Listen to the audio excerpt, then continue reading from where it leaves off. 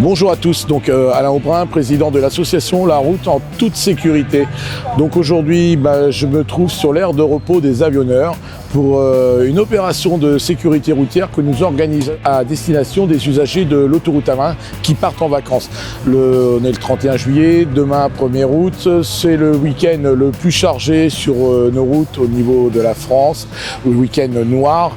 Et donc il était important pour nous de faire une action de sécurité routière donc à destination des usagers qui partent bien sûr en vacances et bien sûr dans la même occasion pour ceux qui viendraient à circuler sur la main qui profitent également de cette opération préventive. Cette opération préventive, elle est réalisable grâce à des partenaires et entre autres à la Massive Prévention, également à la préfecture de l'Indre, le ministère de l'Intérieur et la sécurité routière qui nous soutiennent pour monter cette action préventive. Action préventive qui est composée donc de nombreux partenaires, comme vous allez voir au fur et à mesure que je vais vous faire les présentations tout autour de moi. Vous allez voir qu'il y a différents ateliers qui sont proposés donc aux usagers.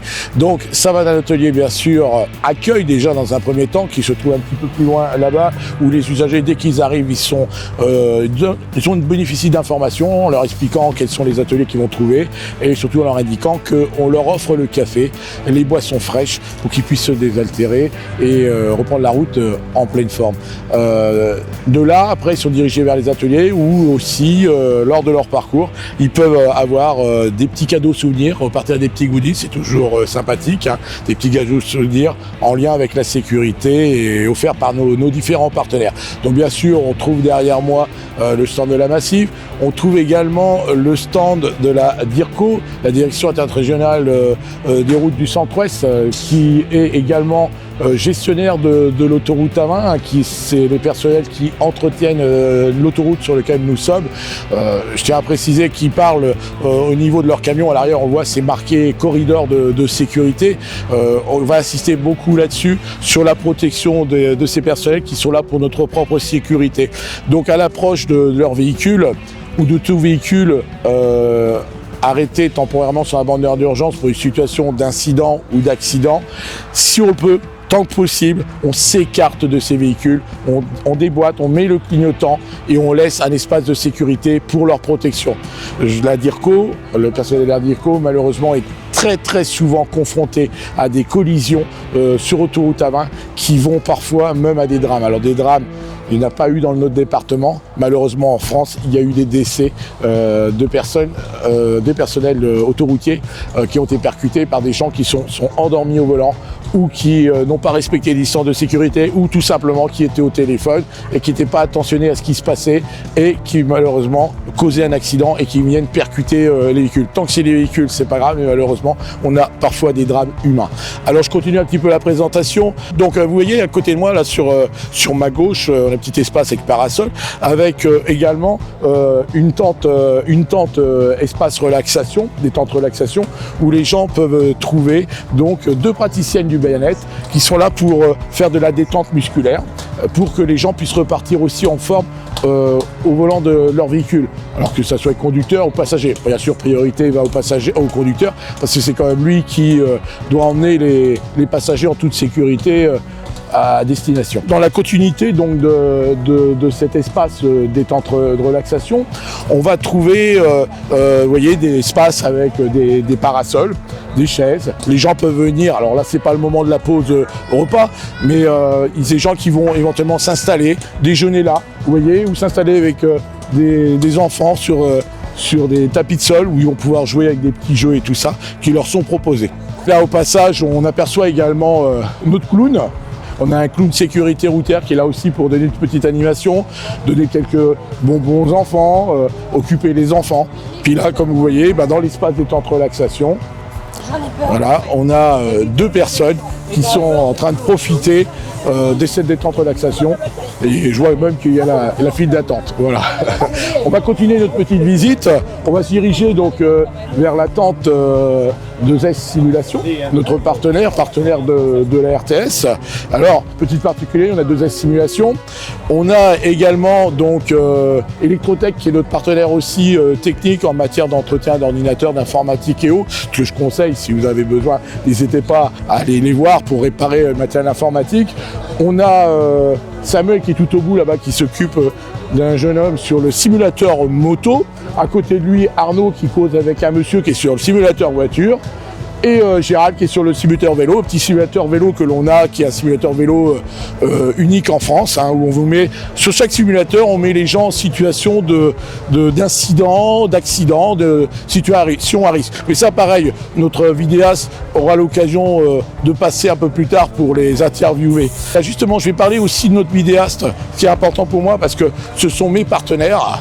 Et donc la personne qui est derrière la vidéo, qui s'appelle Olivier Fonto, qui est le responsable de Wake-Up Production, c'est lui qui va nous faire les photos, les vidéos et tout ça. Et n'hésitez pas bien sûr à aller sur son site internet, vous voyez là il y a le flash code. N'hésitez pas à aller sur le site internet pour éventuellement aller voir les photos, aller voir la vidéo, cette fameuse vidéo sur laquelle il est en train de m'interviewer, pour que vous puissiez avoir une petite rétrospective de ce qui s'est passé sur cette aire de repos. Voilà. Là, on se retrouve donc à proximité donc du simulateur de retournement, la voiture tonneau qui est donc animée par mes bénévoles, par les bénévoles de l'association La Route en toute sécurité. Donc on appelle ce simulateur-là, c'est plus exactement un simulateur de retournement. La voiture tonneau, c'est plus familièrement le terme qu'on lui donne. C'est là pour sensibiliser au port de la ceinture de sécurité, au chargement du véhicule. Nos animateurs sont à disposition, ils sont en train de discuter là pour donner les messages de prévention. Et après, ces personnes-là vont monter. Ils peuvent aller jusqu'à 4 personnes dans le simulateur pour être sensibilisés à cette ceinture de sécurité et surtout à faire attention au chargement du véhicule. Surtout là cette période-là, avec les départs en vacances, il faut faire attention à son chargement, une bonne répartition et pas trop charger le véhicule. Je vais continuer la visite, on va se diriger justement vers le simulateur choc frontal qui est un peu le même style d'outil que le simulateur de retournement. Lui, il est là aussi pour sensibiliser au port de la ceinture de sécurité et au chargement du véhicule. Par contre, on est sur du choc frontal. Et là, c'est nos amis de l'association Prévention routière qui sont avec nous depuis quelques années aussi, nos collègues d'une autre association avec qui on travaille très bien. On fait très souvent des actions en commun, qui nous ont fait la gentillesse d'être là aussi avec nous. Ça doit être la 4e année de suite. Et donc c'est un siège qui est là pour sensibiliser donc, à un choc frontal. Mais tout à l'heure, vous aurez l'occasion d'avoir la présentation plus en détail. Alors dans la continuité de notre visite, là je suis sur le stand de la gendarmerie nationale, stand du groupement de gendarmerie de l'Indre. Ce sont les gendarmes qui opèrent aussi sur l'autoroute. Quand je vous parlais de corridors de sécurité tout à l'heure par rapport à l'aire d'IRCO, il faut faire aussi attention à eux qui sont également parfois confrontés à des interventions sur bande d'arrêt d'urgence. À leur approche, bien sûr, ralentissez aussi pour les protéger. Donc là sur leur stand, vous voyez devant moi, ils présentent une moto, ils présentent également du matériel de contrôle routier qui se trouve sur la table juste derrière moi. Ce matériel là avec le pistage des drogues. Donc ils sont là pour répondre aux questions des usagers, que ce soit en termes d'infraction, de code de la route ou donner des informations complémentaires. Et pourquoi pas, c'est l'occasion d'échanger avec des gendarmes qui peuvent expliquer aussi leur métier. Voilà. Alors on va continuer notre petite visite. On va se diriger vers le dernier atelier qui est aussi géré donc par l'association La Route en toute sécurité, qui est un atelier plus axé sur le deux roues, qu'il soit motorisé ou non motorisé, et ça va jusqu'également aux EDPM. Les EDPM, c'est quoi? C'est les engins de déplacement personnel motorisés. Les engins de déplacement personnel motorisés, ce sont bien sûr les trottinettes électriques, aussi bien les skateboards électriques, tous les nouveaux engins de déplacement qu'on entend beaucoup parler en ce moment, parce qu'ils font beaucoup la une, on va dire, des journaux.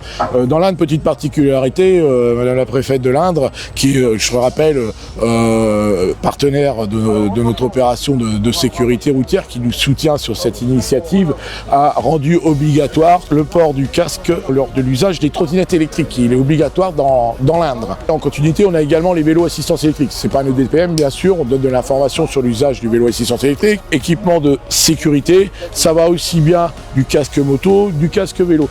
Le casque vélo, je rappelle, il est obligatoire jusqu'à 12 ans, mais c'est pas parce qu'il est obligatoire jusqu'à 12 ans qu'arrivé à 13 ans ou 12 ans et demi, je l'enlève.